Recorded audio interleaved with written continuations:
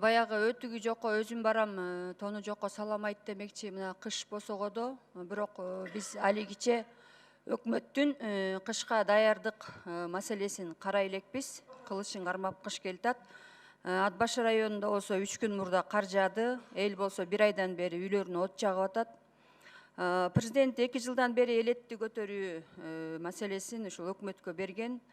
Негизи биз элет элине баа беришибиз керек да. Кабагым кашым дебей, белин бекем буу эч кимге доогун артпай эле өздөрү күн көрүп атат. Ошо өкмөт көп учурда айрыкча элетке барганда мындай жылуу аймактарга барып, суук, ушу Нарын, Чаткал сыяктуу аймактар көз жаздымда калып атат да. Билесиздер да, эң шарты катаал, оор, абдан суук кыш деген 9 ай бою кетпеген бул Нарын облусу, ошонун ичинде Чаткал району да кирип кетет. Чек арабыз болсо Нарын областында кылкылдаган Кытай менен чектешет, өзүңүздөр билесиздер да. Нарында болсо суук күчүнөн күнү түнү от жагууга туура келет. Көмүр кымбат, ага эми элдин баарынын эле чама чаркы, чөнтөгү чак келе бербейт. Ошол муктаж адамдар көп. Биз ушул 4 жылдан бери какшап келатабыз.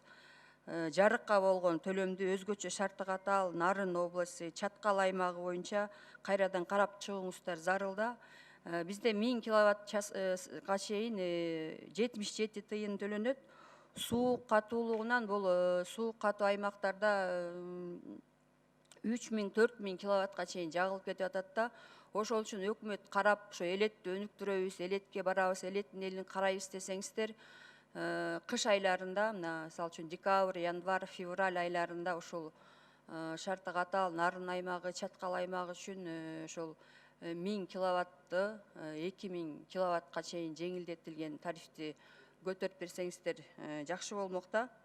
Элдин гана алкышына татмаксыздар. Болбосо мына канчалаган каттар келип атат. Элге барганда, мына өкмөт барганда деле, жолугушууларда деле какшап айтып атышат. Мына кар жааганын айтып атабыз, от жагып атканын.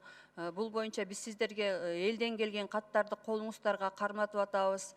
Ал эми өкмөт мүчөлөрү эч качан суук күндөрү биздин элетке барбайт.